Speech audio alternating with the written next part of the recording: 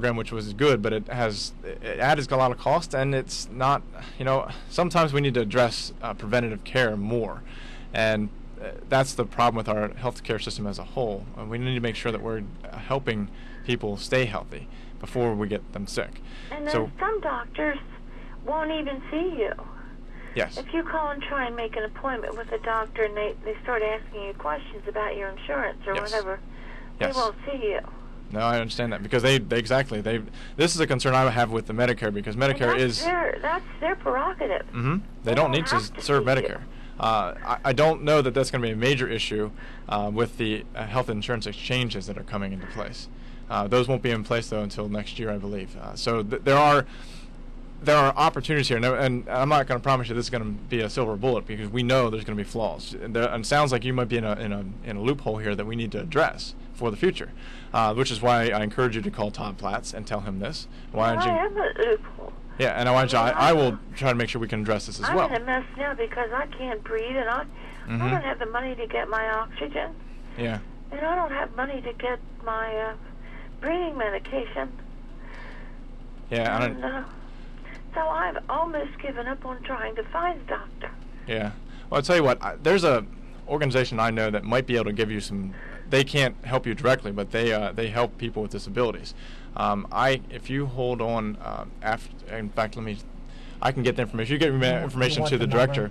I can give you. Yeah, she'll write your number down. They might be able to direct you. It's called the Center for Independent Living, and they're a local organization, nonprofit. They might be able to help you better than I could because I'm not an expert in healthcare issues on directing where you can get the most assistance. Well, what's this organization, this bus that goes around that? That pushes about say that if you can't pay for your meds, they might give it to you free. There's one called Health York. Yes. For York Health. Yes. But they only pay for certain medications. Yeah. And they did pay for some, but the ones that were expensive were your fairly new ones. Mm-hmm. Right. They will not pay for at all. Right. Yeah, I'll put you in touch with the Center for Independent Living. He has your number, Peggy. I'll give you a call. You have my number. Yeah, and, we're giving it to him now. So I hope that will help because it's an issue I think you have, and this is something we need to discuss overall. And there's so many people in this predicament. Mm-hmm. Yes, you're not the only one. See, that's the thing. There are millions of people in this predicament. That's the thing that I was talking about. I was saying, like I said, when I saw this health care, I thought that the people that begin to play politics with people's lives, and that's what bothered me. Yes. I don't care what party you belong to, whether Democrat, Republican, or Independent, or whatever. Right. When it comes down to the people that elected you swear to protect and uphold them. I don't think that your party loyalty comes into play because now you're violating that trust that you have the people to vote for you when their lives is up and most of everyone that told me that voted against the health care, they said because it's going to add to the deficit. And I said, okay, but you're missing the point. What about the people that's going to die? Right. And that's exactly why are we talking about how we're going to fix this? So we're saying that because it's going to add to deficit, we're going to let 28,000 people die. Right. That was my point. And I'm sitting there listening. I said, I don't believe this, that they're doing this, and they're swearing, but yet they're going to come knock on your door, vote for me, but yet they're going to let you die if you cost them some money. That's exactly. We know there's a problem with the healthcare system. So why are we not talking about that healthcare system? Why are we talking about whether we're going to go into debt? Why don't we talk about how we prevent ourselves from going to debt and get the best healthcare system possible? That's the conversation we should have been having, and we should still be having. And I hope that Todd and I can have that conversation. Because they're always talking about, well, we're going to have more for our future kids. Do we know if they're going to be a future? There might not be nobody here to help the kids in the future if they're all dying, Well, there's another thing there. Maybe they ought to give the government maybe even 6 months or a year living on the same kind of health care that we have to live on to let them see what it's like. Yeah, that is one thing. You're very right about that. One thing Kennedy, when he had brain cancer. Yeah. When I talked to some citizens around there for the same problems you do, I replied back to why Todd Platts voted against the health care bill, and I'm concerned because he has health insurance for his family.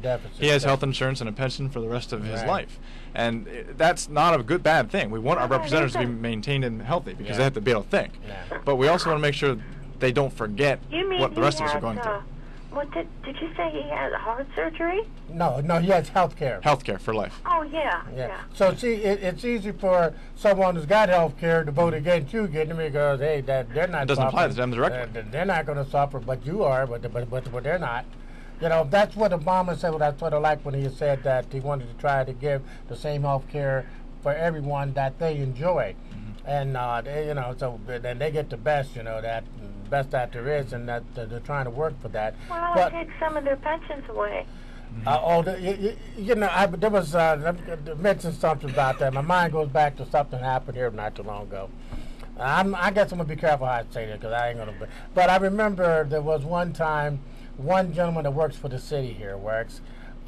They thought that he got to the point where he became a little so sarcastic because he was making over $89,000 or something a year, and they thought he became a little sarcastic towards the city council members.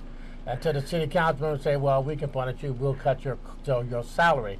All of a sudden, that person changed. All of a sudden, they became a nice person again. And I ain't going to mention no name because everybody know who it is. But I said, I know that sometimes you cut them in the pocketbook. All of a sudden, they become a nice person again. Now, that can happen. It's true. I mean, you're very right. We, as a society, are very much driven by incentives. There is no reason that people in this country. There is no reason at all that people in this country should have to live that way. Yeah. You see it in other we're the richest country in the world. You're countries, correct. I mean, where it's like Haiti, for instance, when that happened to all those poor people over there. But we don't have that problem, or let's say we shouldn't have the problem that a lot of these other countries have.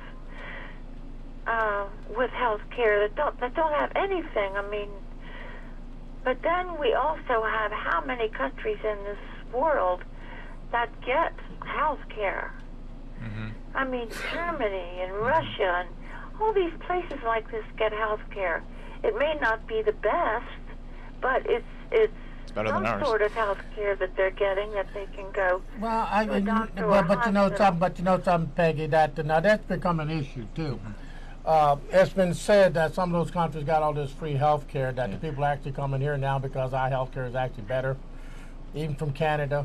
Yeah, they're starting to come here now, even though they got all this some free of the stuff, best because doctors. they're saying that it wasn't as great as people thought it was, because they want the best. They had to come into the United States to get what we have. We have some of the best doctors. We in the have world. the best. We have the Absolutely best. Okay, so that was been a, you know, because we watched that what we call do his little movie about going around what's over there to Canada, the Jamaica or whatever, and over there, and them all they getting all the free health care over there, and how it is it don't cost nothing. They can go to the doctor in the time, but they weren't getting the best health care. No, they weren't getting the best health. Yeah, They and were that, there's getting there are some, but they there is weren't no getting country that is perfect in this world. anywhere Except the near United what States. was needed. Gotta put that in there.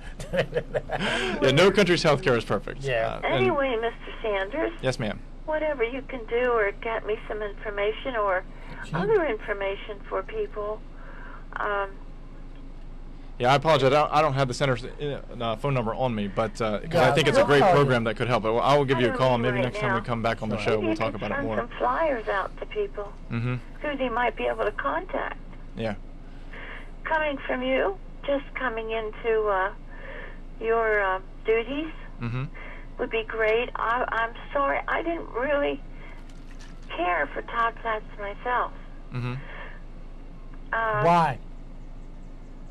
He just didn't seem to be that interested in the people as people. Well, there was a lot of people speaking good about him, but you know, there was a lot of people thought he was, you know, he was a good guy because his family's here and all that, and they always thought there was a lot of people thought good about him. So I'm surprised to hear him. I'm glad. No, it's not that I didn't like him as a person. Okay. I just didn't. I don't know how to put this. Well, go ahead. I'm getting as bad as Keith. I can't remember what I was going to say. You just you don't think you represented the people right? You? Yeah. I guess maybe because of some of the problems I have with health. Okay. Right. I know I called his office a couple times, and I called Steve Statler. Steve Statler really used to be a good. Yeah, he was. Yeah, Steve